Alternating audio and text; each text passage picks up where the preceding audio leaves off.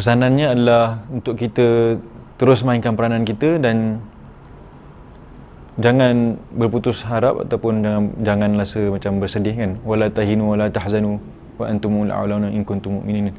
Kita orang beriman ni, Allah bagi kita, alhamdulillah kita ada nikmat iman dan Islam ni supaya kita boleh berfikir dengan baik, kita mainkan peranan kita tengok apa relung yang kita boleh contribute, dan jangan kita berputus asa dengan apa yang berlaku dalam masyarakat ni, sebab akhirnya Allah takkan tanya pun kita boleh selesaikan apa yang berlaku dalam masyarakat ni, tapi apa usaha yang kita buat kan, itu yang Allah akan tanya. Jadi so kalau kita tidak mampu untuk contribute dalam menyelesaikan, jangan kita menjadi faktor kepada menambahkan lagi kebejatan lah, menormalisasikan benda yang dilihat kemaksiatan lah yang berlaku dalam masyarakat kita.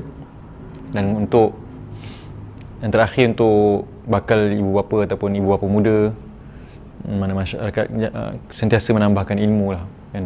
Saya pun masih belajar lagi dan menambah ilmu saya, masih menambahkan ilmu untuk macam mana kita nak berperanan sebagai ayah, sebagai parents, sebagai contoh kepada anak-anak. Sebab kita akhirnya nak tinggalkan anak-anak yang bila dia bangun pagi dia tengok parents dia macam mana menjadi contoh pada dia, bila dia tidur pun menjadi contoh pada dia juga, insyaAllah. So untuk ke arah tu kita memang kena tambah ilmu kita lah. Kita kena tambahkan ilmu kita, belajar lagi tentang keibubapaan, belajar macam mana nak upgrade ilmu kita, dan juga apa yang kita perlu.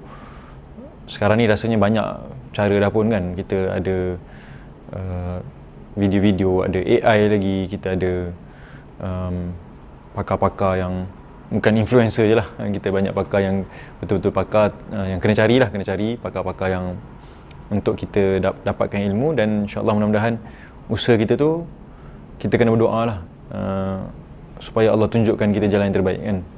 Apa yang kita buat pada anak-anak ni mungkin kita pun tak tahu betul ke tak betul ke apa, kita pun tak boleh nak jamin dia ke arah mana kan, tapi memang kena sentiasa berdoa kepada Allah lah. Di RS tu ada parents yang okey, ada parents yang latar belakang agama, ada yang hafal Quran pun masuk kan, tapi akhirnya doa kepada Allah Ta'ala tu lah yang akan membantu insyaAllah ke arah mana kita nak bawa diri kita dan keluarga kita dan anak-anak kita, insyaAllah. Itu saja.